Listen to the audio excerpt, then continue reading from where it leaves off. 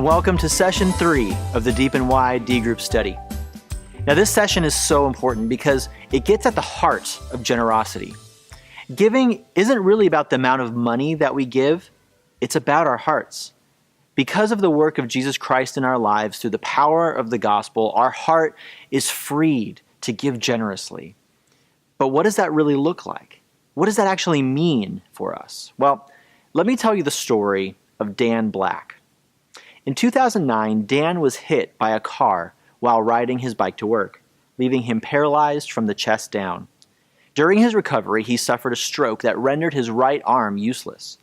A friend started fundraising on Dan's behalf, and in an effort to get him the treatment that he needed, and after 4 years of fundraising, raised almost $30,000. But then the story of a young boy caught Dan's attention.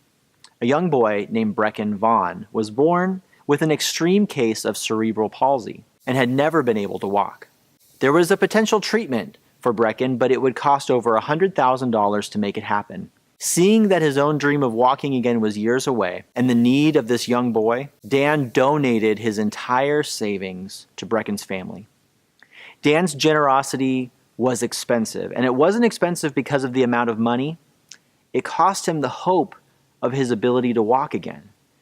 At the end of the day, generosity should cost us something.